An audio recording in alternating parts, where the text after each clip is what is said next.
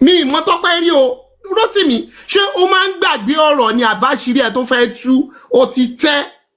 kò ń ṣàìsáyà ló máa ṣe sí mi ò ráyè tí ẹ kí wọ́n máa ṣe fídíò kí wọ́n máa ọmọ yáwà tó lò ṣé orí jẹ́ tún sọ gbogbo àwọn tó wà lórí iṣu ẹ máa gbé ẹ wọlé gbogbo àwọn tó wà lórí iṣu ẹ tó bá jẹ́ pé June 16 tó send nọ́mbà Tọ́pẹ́ sí mi ni mo tó bá Tọ́pẹ́ sọ̀rọ̀ èpè tó ṣẹ́ yẹn ó máa bá mi ṣùgbọ́n tí ó bá jẹ́ bẹ́ẹ̀ Tọ́pẹ́ ìwọ ló jẹ́ kí n bá Tọ́pẹ́ sọ ìwọ ló send nọ́mbà Tọ́pẹ́ sí mi Rotimi Daniel gbogbo èpè tó ṣẹ́ ìwọ àtàwọn tẹ́jọ́ wà ń ṣó yẹn ẹ máa mú ní one by one bó dẹ̀ ṣe máa rí nìyẹn àṣẹ dẹ̀ máa gùn ṣọkọ́ mo ló máa tẹ́ mi ò pé gbogbo àyàn ọ̀rọ̀ kéèsì ò tí ì ṣẹlẹ̀ ọkọ̀ mo ló máa gbé ẹ lọ ọ̀pẹ́ mi kàn sọ tèmi ni tí ọ̀pẹ́ tí n bá rí nǹkan máa wá bá ẹ lọ play gbogbo voice note tèmi àti ẹ̀ náà máa ní mo rí nǹkan báyìí o mo rí nǹkan báyìí mi tí ìráyè tiẹ̀ I never get your time nto fídíò tó ṣe lónìí òun ni mo wá debunk ponírọ́ nìyẹn I still have others tó tún pọ̀ èèyàn mi ẹ jẹ́ kí n tún show ẹ̀ fún yín kí n tó lọ tí Rotimi ní èmi gbogbo gbà yẹn wọ́n ti bójú ẹ̀ ti bó náà ojú ẹ̀ ti bó náà ẹ̀yin tẹ́ fẹ́ screen record ó ní o Rotimi Daniel ló send nọ́mbà Tọ́pẹ́ sí mi ó ní yes baba èmi ni mo kọ́kọ́ lọ bá o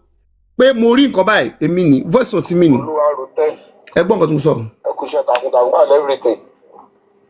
mo ní ìdí nọ́mbà bọ̀bọ̀ tèmi Tọ́pẹ́ yẹn èmi fẹ́ dọ́gbọ́n mu ni o mo fẹ́ dọ́gbọ́n káàṣì ẹ̀. ẹni kò deny pé irọ́ ni mo pa Rotimi Daniel deny pé irọ́ ni pé mi kọ́ ni mo wá bá ẹ pé nọ́mbà tèmi Tọ́pẹ́ èmi ni mo béèrè bọ́ ó ti gbàgbé ó kàn wá síta wá ń parọ́ ìwà àtàwọn fans ẹ irọ́ lẹ kúkú fẹ́ Nàìjíríà now lẹ́yìn ìgbà tó wá sẹ́ndì nọ́mbà tó sẹ́ndì kí lórúkọ ẹ̀ sí mi ó ní o tó sẹ́ndì tí ó sẹ́ndì ẹ̀ sí mi ó ní ó sẹ́ndì nọ́mbà Tọ́pẹ́ sí mi ó wá ní yes bàbá mi use wisdom and find out the truth about who is he ìyẹn Rotimi Daniel ẹ tún wá wo wèrè lóhùn èmi nígbà tí wọ́n ti já ẹ bọ́ngbà yẹn èmi ni mo padà jí ẹ dìde èmi mo padà gbé Tọ́pẹ́ wá ẹ wá wò ẹni ṣé irọ́ ni ó ní ẹ ló lagbayeja ìyẹn Rotimi ó ní ẹ ló lagbayeja you have all my backing to use your platform to bring him outside if I'm not at work if I'm not at work and you want to do live stream or doing live stream on that issue please invite me kí n tó bẹ̀rẹ̀ live issue mo invite ẹ o lórí burúkú tó ń parọ́ mọ́ mi you have my backing so I can continue to push the petition we want to olórí burúkú ààrẹ kó tó dípò bẹ̀rẹ̀ sí online petition ló yẹ kó kọ́kọ́ kọ náà ṣé ẹ̀ máa kọ́kọ́ wá sọ̀rọ̀ láì tó dípò fẹ́ wá kérò máa follow ẹ̀ online ló ṣe kọ́kọ́ ń pariwo tó ń pariwo olú alọ́ngbà yẹn but later mò ń ṣe nǹkan lórí náà when I discovered that irọ́ ló ń pa mọ́ olú alọ́ nígbà tí mo discover pé irọ́ ló ń pa mọ́ olú alọ́ ni mo ní mi ò ṣe fàájà mọ́ now ó wá sọ nínú show ẹ pé Andrew ó ń bà mí jẹ́ ó ní Andrew ń bà mí jẹ́ pé Andrew sọ pé mo ń bọ Ògún Rotimi bandit sórí èmi Isaiah Adédọ̀tun ọmọ Adémíjù tí n bá bọ Ògún Ọlọ́run máa sọ lójú gbogbo ayé máa gbé yín sókè o ẹ jẹ́ kí ẹ máa dúró mi ìfẹ́ bá tí n bá ń bọ Ògún anything tí n bá ń ṣe secret I will say I'm doing it ṣùgbọ́n máa sọ fún ẹ pé mò ń ṣe mi Adédọ̀tun kọ́ nígbà yẹn lọ́hùn nígbà tí Andrew wá ń sọ̀rọ̀ fún ẹ tó ló sọ̀rọ̀ fún ẹ why ó fẹ́ dà ní èmi àti Andrew rú ni